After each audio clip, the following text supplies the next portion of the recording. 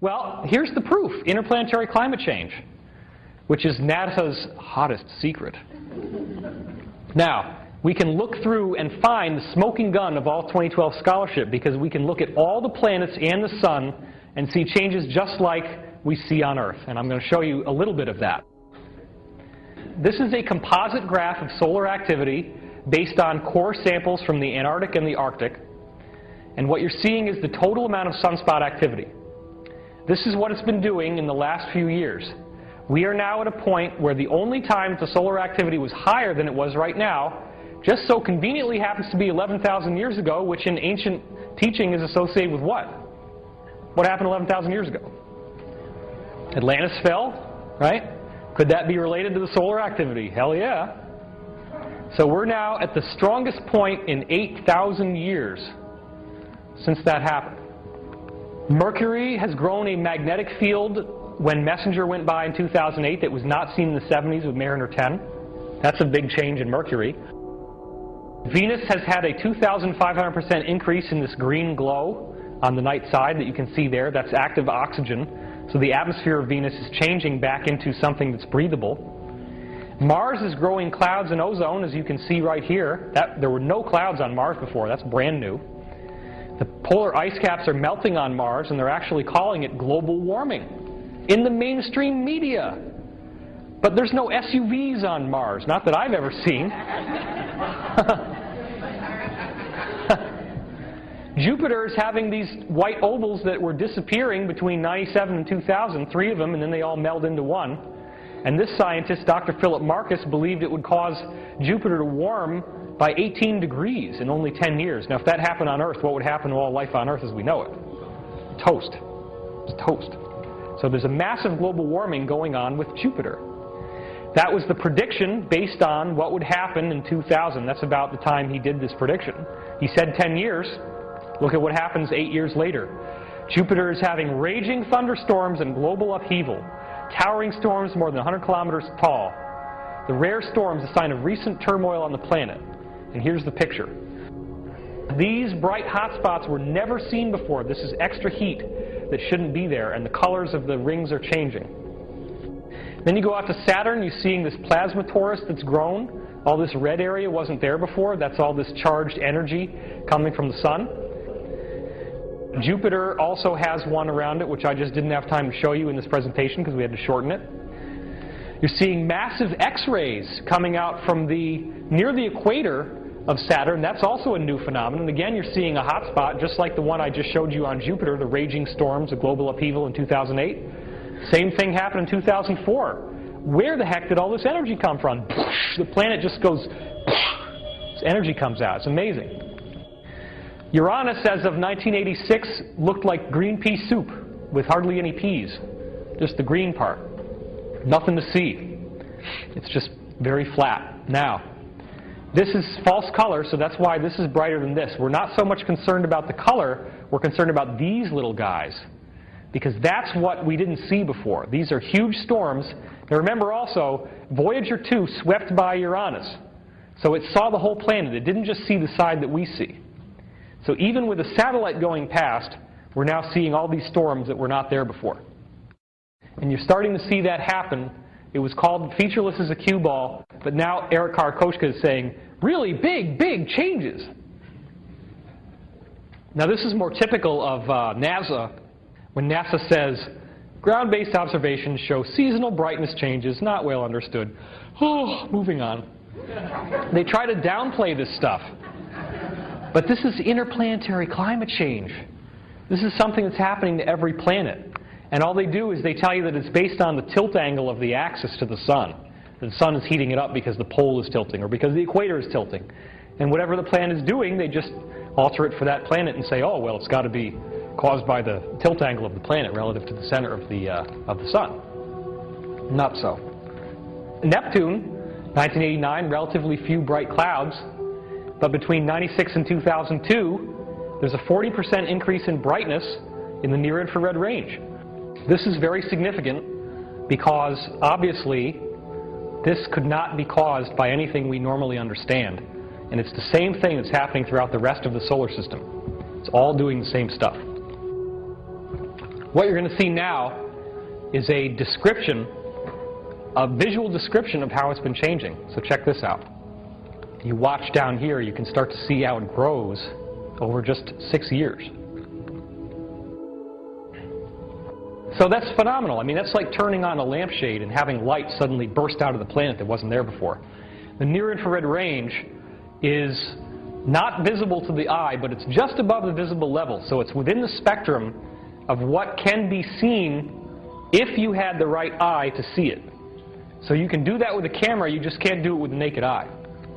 Now Pluto is experiencing global warming even though it's moving away from the sun. There's been a 300% increase in its overall atmospheric pressure. This whole system tells us that Earth changes are not unique to the Earth. They're happening everywhere in the solar system. But even on Earth, we're seeing things that are not attributable to the ordinary climate change that we would think of as being caused by SUVs. Volcanic activity since 1875 has gone up by over 500%. Sea level is increasing. Temperature is increasing. Tornado activity is increasing. Natural disasters are increasing. The inflation-adjusted economic losses are increasing. Here you see the red indicates how much heat there is at the bottom of the Pacific Ocean, on the floor of the ocean. And then what you're seeing is 85 and 96, or 99 rather.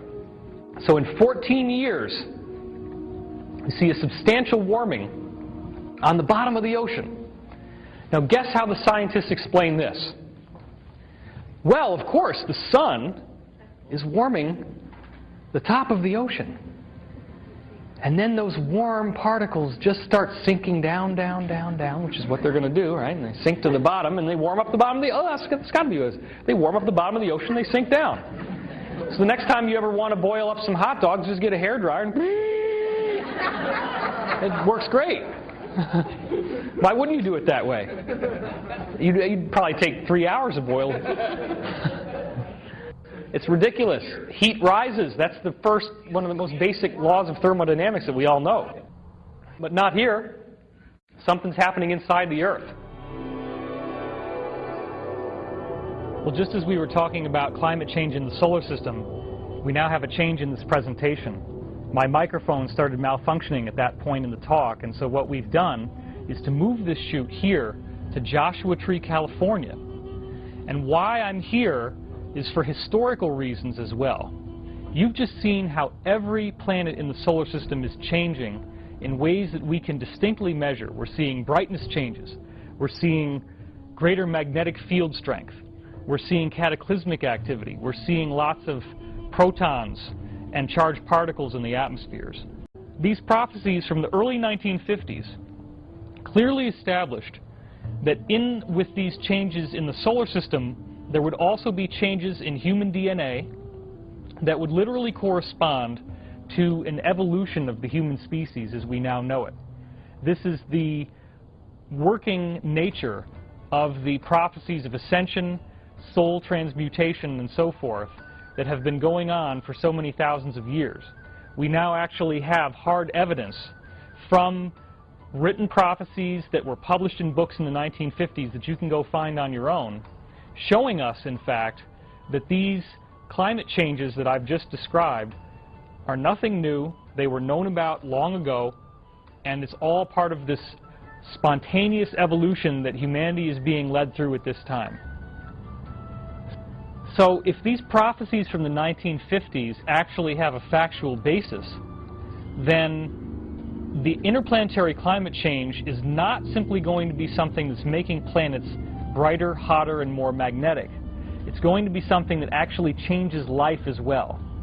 Now think about what temperature increase really means. If planets are getting hotter, that means the molecules are vibrating faster. That means there's some sort of increase in frequency going on. So if those changes are being caused by an energetic field, and that energetic field is related to consciousness, then would this mean that the planet is experiencing a rise in its consciousness? That is exactly what I'm suggesting.